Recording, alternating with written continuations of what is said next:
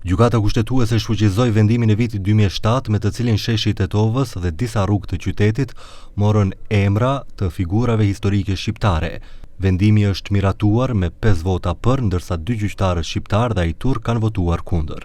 Me këtë vendim, emërtimet e vendosura para gati 2 dekadash pushojnë së vleturi dhe rikthehen emrat e mëparshëm të rrugëve dhe sheshit kryesor.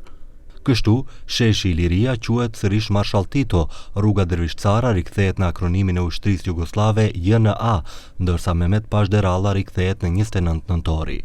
Kushtetuesja e solli këtë vendim pas nismës së parashtruar nga lidhja e luftëtarëve të luftës nacional çimtare dhe antifashiste të Maqedonisë 1941-45 në fillim të këtij viti.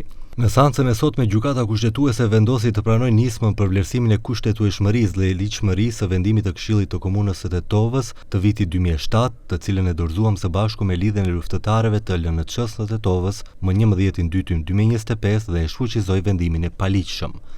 Ky vendim ka ngjallur reagime të forta politike. Sekretari gjeneral i BDI-s Arber Ademi kritikat i drejtoi në adresë të Vlenit, të cilën e quajti Partia Nishto, e cila sipas tij po na kthen çdo ditë mbrapa dhe se çdo ditë po sillet një vendim më shumë kundër të arriturave të pasvitit 2001.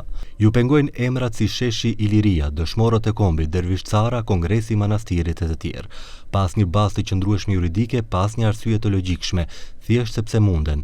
E munden sepse kanë gjetur disa që për një koltuk shesin gjithçka, historinë, dinjitetin dhe interesin kombëtar. Kjo është fytyra e vërtetë e pushtetit të sotëm.